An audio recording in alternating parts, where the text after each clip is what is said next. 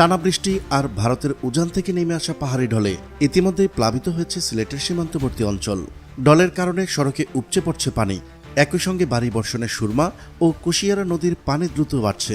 গোয়েনঘাট, কোম্পানিগঞ্জ, জৈন্তাপুর, জকিগঞ্জ ও কানাইঘাট উপজেলার নদ নদী কতটা ফুঁসে উঠছে, বন্যা পরিস্থিতি মোকাবেলায় কতটা প্রস্তুত সিলেট, তা জানাবো আজকের এই ভিডিওতে।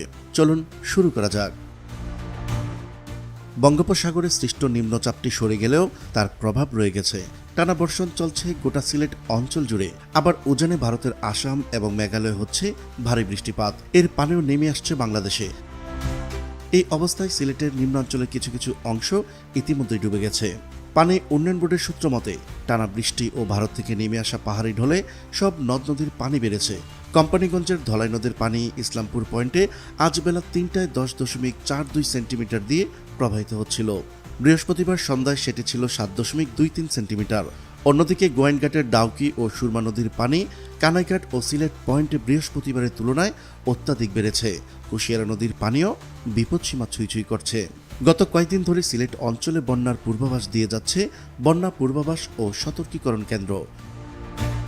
ভারী বৃষ্টি ও উজান থেকে নেমে আসা ঢলের পানির কারণেই বরাবরই সিলেট অঞ্চল ভেসে যায়। এটা প্রতি বর্ষাতেই হয়, এবারও তাই হচ্ছে।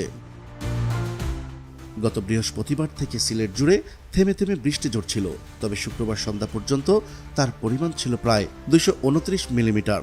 শুক্রবার আর শনিবার মিলে এই অঞ্চলে চলছিল তুমুল বৃষ্টিপাত, যাকে বলে মুষলধারে বৃষ্টি। এমন বর্ষণে জনজীবন তো অচল হয়েই পড়েছে। এদিকে আবার ক্ষণে ক্ষণে আশঙ্কাজনক হারে বাড়ছে সুরমা কুশিয়ারার পানি। শুক্রবার বিকেলেও বিপদসীমার কয়েক ফুট নিচ দিয়ে থাকলেও রাতেই তা আশঙ্কাজনক পর্যায়ের দিকে যেতে থাকে। বৃষ্টি কেবল এদিকেই ঝরছে তা না, ঝরছে উজানে, অর্থাৎ ভারত, আসাম ও মেঘালয় রাজ্যে। ভারী না, রীতিমতো অতি ভারী বৃষ্টিপাত হচ্ছে সেখানে। সিলেট পানি উন্নয়ন বোর্ড জানিয়েছে, গত 24 ঘন্টায় অর্থাৎ শুক্রবার সকাল 8টা থেকে শনিবার সকাল 8টা পর্যন্ত ভারতের মেঘালয় রাজ্যের চেরাপুঞ্জিতে মোট 410 মিলিমিটার বৃষ্টিপাত হয়েছে। আসাম, মেঘালয় বৃষ্টির পানি দ্রুতই নেমে আসে সুরমা, কুশিয়ারা এবং সারি সারি গোয়াইন, লোবাছড়ার মতো পাহাড়ি নদী হয়ে দুকুল ছাপিয়ে পানি ঢুকে পড়ে লোকালয়ে। এখনও বিপদসীমার নিচ দিয়ে প্রবাহিত হলেও সুরমা, কুশিয়ারা যেভাবে ফুঁসে উঠছে, যা যখন তখন বন্যা দেখা দেওয়ার আশঙ্কা রয়েছে। প্রিয় দর্শক, আজ এই পর্যন্তই। দেখা হচ্ছে পরবর্তী ভিডিওতে। ততক্ষণ পর্যন্ত মহান আল্লাহ তাআলা সবাইকে ভালো রাখুক, সুস্থ রাখুক। আল্লাহ হাফেজ।